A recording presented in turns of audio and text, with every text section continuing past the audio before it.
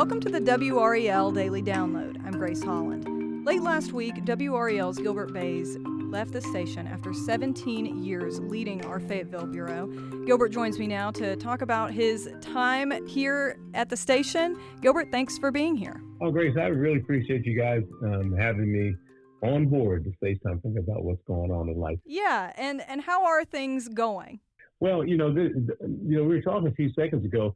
This is the first time in 17 years that we've had bad weather, and I was not on the call list to go out and tell everybody not to come outside because it's terrible outside. Right. And I just pulled a cover over my head. What a feeling that was. yes. A welcome reprieve for once. But, you've worked in this market for many years and been a journalist for many years. What made you decide to become a reporter? Well, you know what? It's funny. It really goes all the way back to church in Philadelphia. I'm originally from Philly. And my dad raised 5 boys by himself. And every Sunday he would take us to church to Emmanuel Baptist Institute on 22nd and Montgomery in Philadelphia. And I had the privilege of sitting beside the guy who was broadcasting Reverend Bentley's service on Sunday mornings. And at 5 and 6 years old, I was just intrigued by this microphone and this board and the headphones he had on. And this voice that he would say, "Good morning, ladies and gentlemen. We're at Emmanuel's Baptist Institute, 22nd and Montgomery in Philadelphia, where the Reverend Bentley is about to get." I said, "Oh my God, listen to this guy. This is great. I want to do that." And so I pursued a career in radio initially, and been on the radio for about 50 years in one form or another, either doing radio news or as a DJ on the air at several different stations in Ohio, Philadelphia, and down here in North Carolina. And then radio evolved into television, which is a pretty unique thing because one of the guys in Philadelphia on KYW was Fahim Yakamadia, and I heard him on WDAS FM in Philadelphia, and then I saw him on KYW TV doing the news. I said, "Man, I can do that. That's what I want to do. I want to be a radio guy and I want to be a TV guy." Ta-da! There we go. Yeah, That's put the it. pieces together. That's it. And so from there, what was the journey and when did you land at WRAL? Well, I was initially hired in 1989 after a 2-year stint at WKFT in the TV 40 in Fayetteville. And I made the switch. I was an E&G photographer and a video editor for Channel 40 here in Fayetteville. And I had an opportunity to put an application in to work for WRAL. Now, while I was at WKFT, they had a sportscaster and John Rendell and an anchor who was also the news director, but they didn't have a weather guy. And so while I was doing video editing for the television news on Channel 40, I would always notice a weather map come down, one of the East Coast and one of the United States. And I told the director, I said, we could put a weathercast together. And so we worked on it behind the scenes, and we put some graphics together and all that type of stuff. And after a week or so working on it, we did a dry run. It was the 10 o'clock news, so after everybody left at 10, I said, "Well, you're ready? We're ready." We got the graphics together, and I became a weatherman doing that. And we left that tape at Charles Tunnell's door. He was the news director at the time. And he came in the next day. He said, "Hey, man, you guys put this weather again. Looks pretty good." And I said, "Yeah, we're working on it." He said, "Can we get that on the air?" I said, "Yeah, when do you want to do it?" He said, "How about Monday?" So I became a weatherman. That's how I became a weatherman. And so when Channel 5 hired me in 89, they hired me as a weekend weather anchor and a Fayetteville reporter. And that began my stint with WRAL. Gotcha. And of course, you served in the military. How did your time in the Army, I believe, right? Yes. Okay. And so tell me about how that time was in your life and sort of how that journey then took you back, I guess, to journalism. Well, I went to Central State University in Wilberforce, Ohio. It's an HBCU. And I was the battalion commander for my ROTC unit in college, and won the National George C. Marshall Award, and went down to D.C. to get that. And when I graduated, I got a regular Army commission, which is a commission that allows you to stay on active duty for 30 years. It's the same type of commission you would get if you graduate from West Point. So I was a top military cadet. I went through Ranger School, got my Ranger tab, and I want to point out to everyone that that, I am a Ranger qualified combat communications officer. I've never served in a Ranger battalion, and I don't want to perpetrate that fraud. But I am Ranger qualified, which means if I wanted to go to a Ranger battalion, I could. But I'm an Army communicator, and when I came on active duty, I called ahead because I was a second lieutenant, and they needed a public affairs officer. I said, that's great, because I'm an English major with emphasis in radio and television broadcasting. And so I came on board 35th Sigma Brigade, and I became the public affairs officer as a second lieutenant. It was a major slot. And I had a couple of reporters who wrote for our newspaper. The transmitter was most units back then had newspapers back in the 70s. And so I had a couple of photographers and reporters, and we put out stories that went into Paraglide, which is the newspaper at Fort Bragg, now Fort Liberty. And so that was my stint as a public affairs officer until I became a platoon leader and started doing other things in the military. And I got out of the military clearly because they wouldn't let me go to the DINFOS, which is Defense Information School, to become a public affairs officer. Back then, it wasn't a specialty. And so I got out, and I got out on a Friday in 81, and that Monday I started selling advertisement for a WFVS radio in Spring Lake, and started doing some more on-air stuff with the radio station. And, eventually it just evolved into just a wonderful career in radio. And then I made the transition to television when I left. So my time in the military was very good, and I wanted to tell the Army story, and I was good at that. And so when Channel 5 gave me the opportunity to tell the Army story on television, I just ate that up. Beautiful, beautiful transition. And of course, being a bureau reporter has its own unique challenges. I've worked at stations that had bureaus in other places, and it can be kind of isolating depending on how you look at it. What was it like for you working as a bureau reporter, and for our listeners, and what exactly does that mean? Well, it means I get to meet people like you for the first time after talking with you for 2 years. I just met you last week. That's right. And so there are people at the station that photojournalist Mike Joyner and I, and that guy right there, that's like my little brother. When you work in the bureau, everything is on you. You don't have a producer around to do things for you. I mean, we're in touch with the people at the station now. Don't get me wrong, but the decisions that we have to make in the field in the bureau can be very complicated, and we're all faced with the pressures of making sure we make deadline to be on the air at the time that we're supposed to. And so there are challenges when you work in a bureau that you just don't have when you have 4 or 5 or 6 other reporters that, well, if that fell through, we can send someone else to go do it. Right. And so that's one of the biggest challenges. Secondly, it doesn't matter where the bureau is.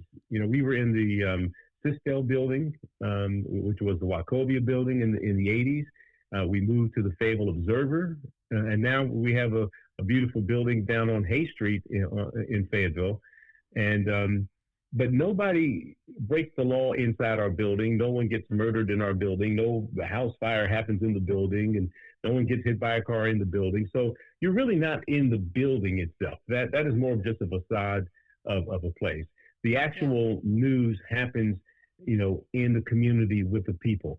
And that's the advantage of having someone live in this community, as long as Mike Joyner and I have. Michael has been with WRAL for 32 years and was the Employee of the Year last year. And so I've been here since I got out of the military, some 40 some odd plus years. And so it's more than just doing the news. I eat at the restaurants here. My kids graduated from school here and have gone on to college. My kids were born in the hospital here. And so when you're that embedded in a community, you're more than just a reporter trying to make, a move to get to the next station, to go to Raleigh, to go to DC, to go to New York. I have turned down opportunities to stay here because this is now my community. I've lived here more than I lived in Philadelphia. I'm from Philly, and I still say I'm from Philly, but Fayetteville is my home. Let's take a quick break right there, and we'll be right back.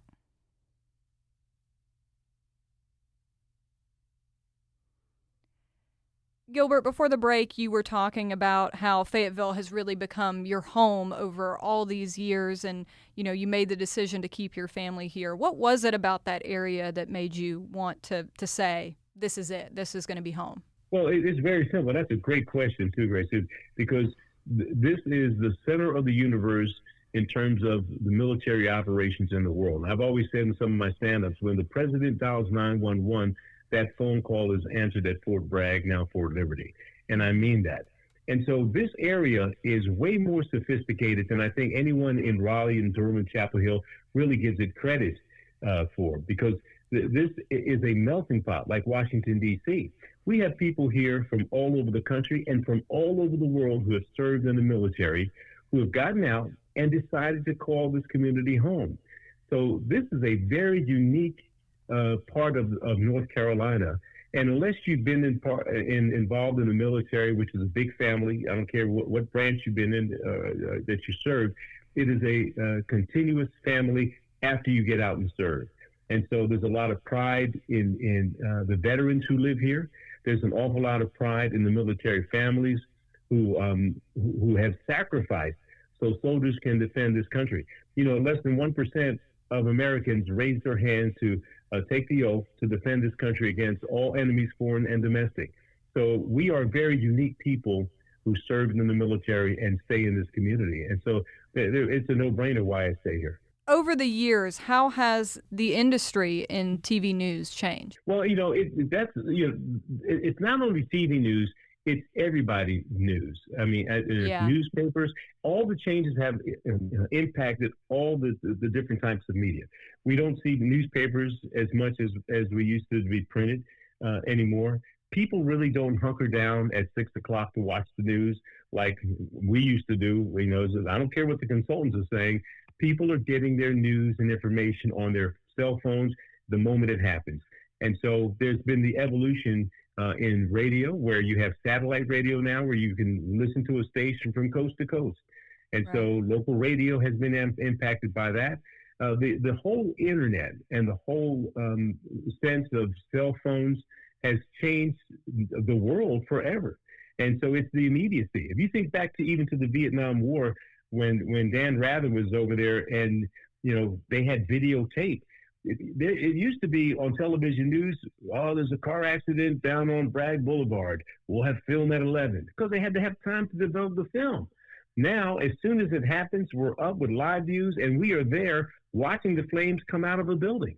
And so it's the evolution of the technology that has changed how we gather information and how we share it and how it is viewed by the viewers. Like I said, we used to be wanting to get viewers, but now we want to get views. We want people watching at WRAL.com and getting their information from any platform that they're on. And so with that in mind, those of us who provide that information have to change. And we have to be able to provide that information quickly, in a timely manner, in the type of format that the viewers want to have it in. And even if it means vertical up and down as opposed to horizontal, right. That's hard for me. You young folks, boy, they probably make TVs that stand up and down. The way y'all take pictures all the time has got to be vertical, I mean, yeah, we got to be close if they haven't already been made yet. And I mean, even what we're doing right now, recording a podcast, I feel like is such an example of what you're talking about, taking radio, but putting it in a format where people can listen to it on their phones or whatever device whenever they want to. And that seems like that's a big piece of what you're saying, is sort of on the viewer's time versus a scheduled time. Exactly. Because the dad used to say, hey, it's 6 o'clock news, shut up, Walter Cronkite's coming on, come sit down and watch the news. Okay, we got to go watch the news. But that's, I grew up in an era when television was black and white and you only had 3 channels. There was ABC, NBC, and CBS. That was it. That was the only choice. Now you couldn't sit down and watch television back to back to back with all the channels, all the videos, all the streaming services, and not die, because you would never get up. It's too much. There's way too much going on. Way too much. Yes. Definitely. And speaking of too much going on, I feel like our area has also probably just exploded in growth since you've been Oh, here. absolutely. And it's one of the reasons I stayed. When I was one of the first reporters that went to Kuwait. As a matter of fact, I broke that story that we were going to oust Saddam Hussein. And I'll never forget Connie Howard, who was the news director at the time. I was standing near Pope Air Force Base. The fences were up at Fort Bragg and Fort Liberty because of me, because there were no gates, and so I could gather information about the deployment. And I saw that we were leaving, and I was there by myself. And at 5 a.m, by noon, there were 20 satellite trucks and every reporter from all over the country at Fort Bragg. And Connie Howard got in my ear and said, "Gil, after you finish this noon live shot, we're sending you to Amman, Jordan with Dan Rather." I said, "Okay, well, how long should I pack?" She said, pack for a week. 2 months later, I've stayed in the Middle East for 2 months. And during that time, we had to climb up on the roof of the International Hotel at 2 a.m, so that, because we were 8 hours ahead, so I could be live at 6 here in Raleigh. And every news director in the country saw my reports while I was overseas. And when I got back, Miami wanted me to come. My hometown of Philly wanted me to come. NBC wanted me to go nationally. And I turned all of that down to stay here in Fayetteville. A lot of people don't know, but I taught at Campbell University for many years. And I would always tell my students, you can make a lot of money in this business, but ultimately it is about quality of life. It's not about how many O's you have behind your paycheck. It is what are you getting out of what are you doing in terms of your quality of life. And so to me, it was about watching my daughter Shelby play volleyball at E. Smith High School, watching John play basketball and watching both of them excel, watching Gilbert Jr. Become a radio announcer like he is today. My daughter Tieta is a respiratory therapist. I have another daughter, Angela, who's a principal. I have 2 PhDs, principals. My daughter, Simone, works very closely with children in school. It was about seeing those kids do what they do, as opposed to living in a suitcase and working for NBC and going nationally and watching the earthquake here and the tornado here and this disaster there and being home for the weekend. So I chose quality of life over quantity of paycheck. And even to this day, that's still what it is for me. What can I do for this community that makes a difference before I go to bed tonight? And so with that being said, what are your plans moving forward? Well, I'm not sure exactly what's going to happen. There is some interest in maybe being a public affairs officer at Fort Liberty. There's a potential for me to do some teaching, maybe at Fayetteville State. I may run for county commissioner. There's seats are up at the beginning of 2026, or I may end up back on television.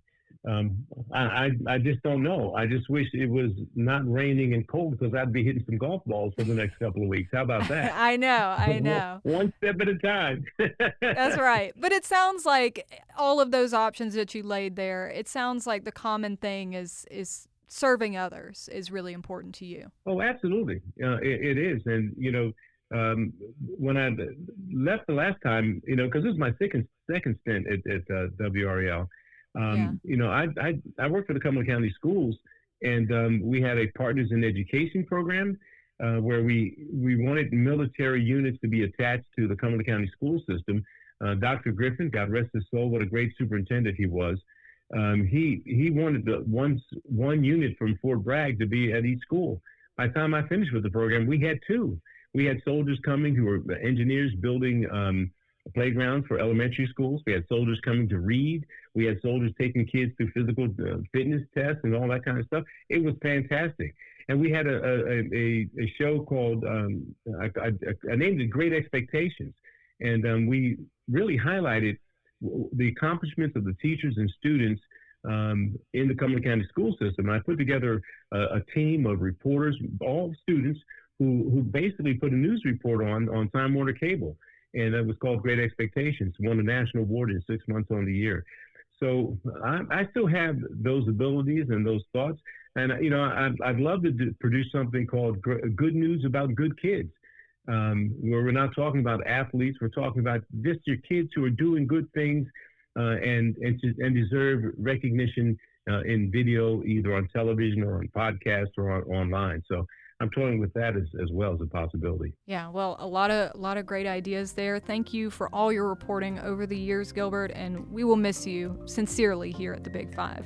Well, thanks so much for having me. You guys take care. Remember, Rangers lead the way. And thank you for listening to the WRAL Daily Download. Another great way to get WRAL news is the Morning Briefing newsletter. It's a daily email with Triangle news, events, and headlines to help you get ready for the day.